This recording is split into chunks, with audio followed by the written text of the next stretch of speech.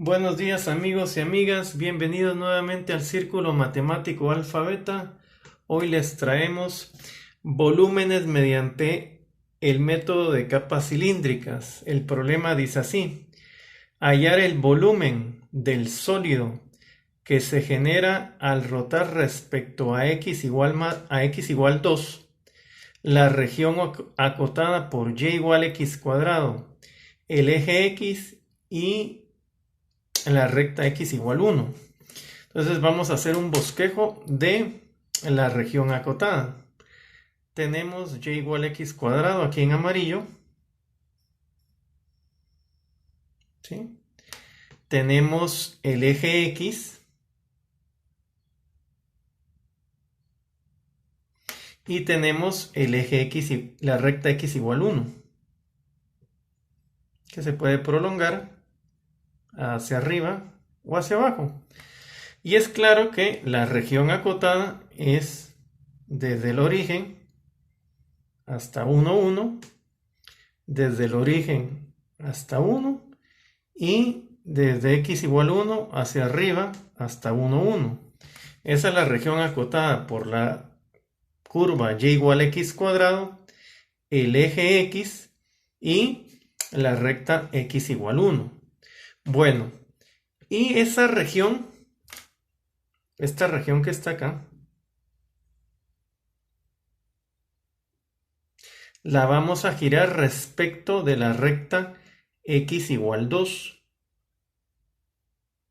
¿Estamos de acuerdo? X igual 2 es el eje de giro. Bueno, y entonces, ¿qué vamos a tener? Vamos a tener lo siguiente. Fíjense pues. El método de solución es el de capas cilíndricas. Algunos le dicen cascarones cilíndricos.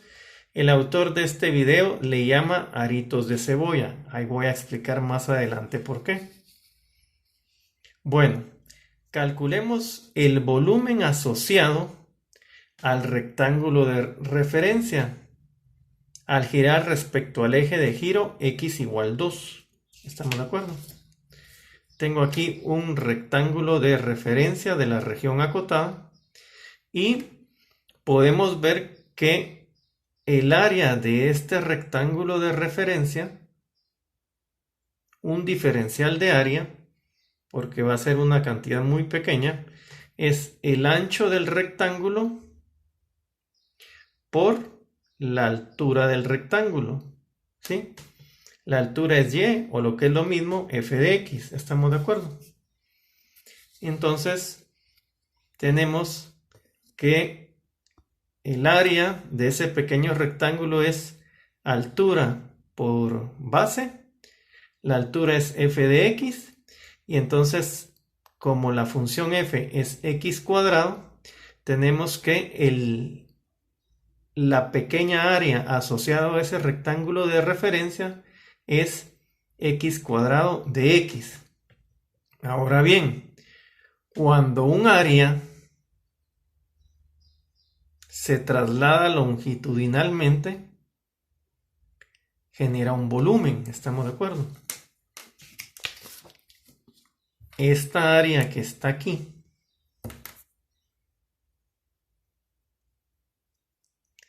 va a empezar a girar respecto de la recta x igual 2. Entonces, esa traslación del área va a generar un volumen. ¿Estamos de acuerdo? ¿Sí? Cuando esa área se empieza a trasladarse, va a generar un volumen. ¿Sí? Va a ser un arito de papa o un aro de cebolla. Entonces, el área, ¿cuánto se va a trasladar? 2pi, el radio de giro, ¿sí? 2πr es lo que se traslada el área, ¿eh? Esta distancia circular, ¿sí? Esta distancia circular es igual, la traslación es igual a 2pi radio de giro. ¿Estamos de acuerdo? Y el radio de giro,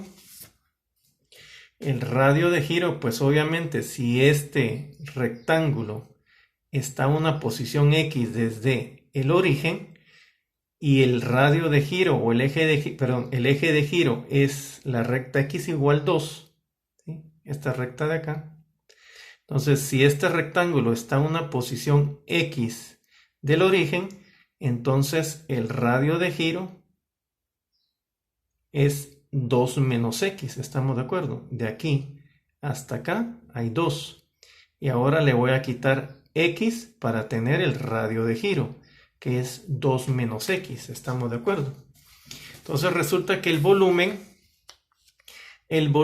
asociado al rectángulo de referencia es el área, que es x cuadrado de x, por lo que camina o se traslada a esa área, que su longitud de caminamiento es 2pi radio de giro, o lo que es lo mismo 2pi 2 menos x, ¿estamos de acuerdo?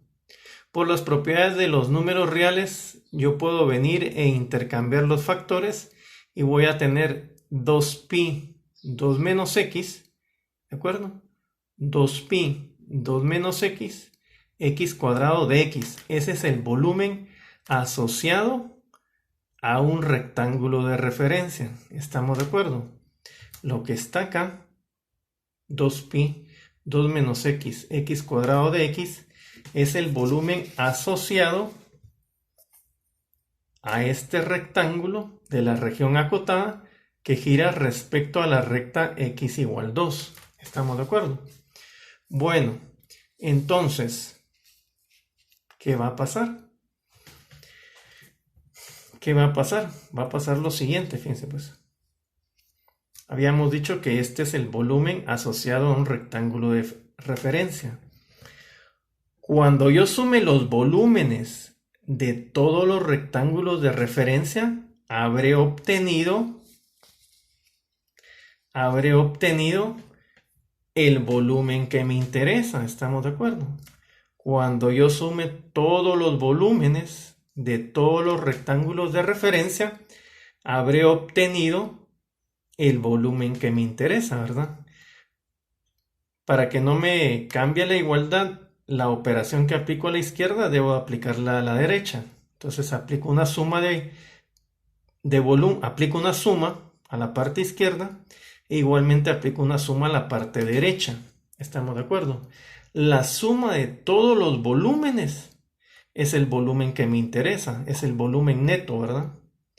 ¿Estamos de acuerdo? Y ahora, ¿de dónde a dónde va el volumen?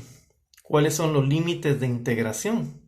Pues es evidente que mis rectángulos de referencia empiezan en x igual 0, que es el inicio de la región acotada, y mi último rectángulo de referencia va a terminar en x igual 1.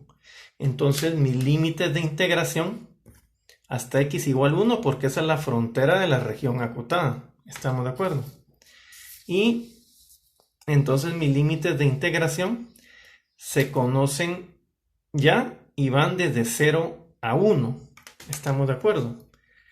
¿Qué es lo que hace el método? ¿Por qué se le llama método de las capas cilíndricas? ¿Por qué se le llama método de las capas cilíndricas? Dense en cuenta que considerar todos los rectángulos significa que voy a considerar todos los rectángulos que están aquí a la izquierda. ¿Sí? A la izquierda de este que se observa, ¿verdad? Debo considerar el rectángulo que está acá, luego el que está acá, luego el que está acá, luego el que está aquí. Y debo considerar los rectángulos que están a la derecha. ¿Estamos de acuerdo? Y se le llama el método de las capas cilíndricas o aritos de cebolla porque este rectángulo cuando gira, cuando yo veo este rectángulo girar, genera este arito de papa o aro de cebolla.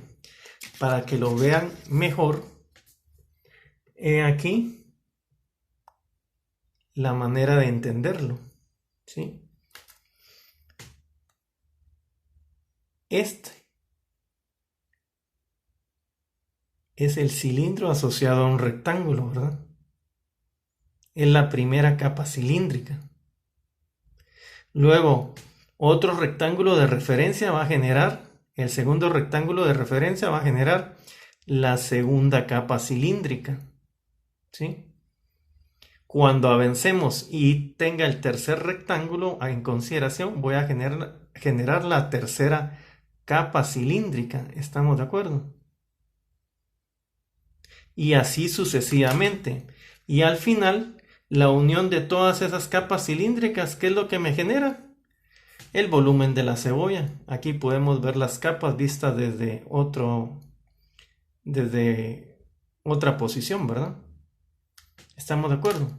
Por eso se le llama el método de las capas cilíndricas o de aritos de cebolla, ¿verdad? O de cinchitos de cebolla, porque prácticamente lo que estoy generando son cinchitos, ¿verdad? Este es el cinchito asociado al primer rectángulo.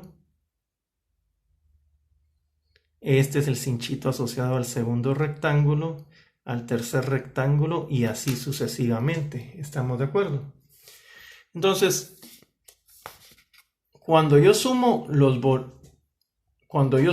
todos los cinchitos, obtengo el volumen que me interesa. ¿Estamos de acuerdo? Ya sabemos que mis límites de integración van de 0 a 1. Ahora solo tengo que encontrar una antiderivada asociado al integrando para poder evaluar la suma. Dicha antiderivada resulta ser esta. La voy a evaluar en 1 y en 0. Y eso me va a generar como resultado entonces 2pi que multiplica a 2 tercios menos 1 cuarto, que a la larga es 2pi que multiplica a 8 doceavos menos 3 doceavos, y eso da como resultado que el volumen que se genera al girar la región acotada descrita anteriormente es igual a 5 sextos de pi unidades cúbicas. ¿Estamos de acuerdo? El volumen generado al girar esta región acotada alrededor del eje de giro definido por x igual 2, el volumen generado es igual a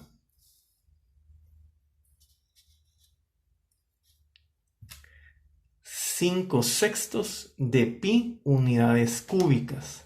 ¿Estamos de acuerdo? Queda como tarea lo siguiente. Por favor. Queda como tarea lo siguiente, fíjense pues.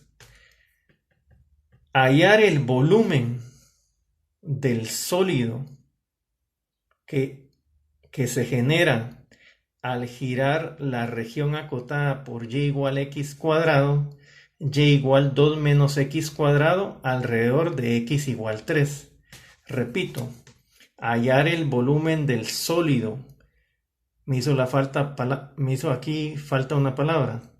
Hallar el volumen del sólido que se genera al girar la región acotada por y igual x cuadrado, y igual 2 menos x cuadrado alrededor de x igual 3. ¿Estamos de acuerdo? Recuerda, las matemáticas las dominamos y las trabajamos. Hasta la próxima.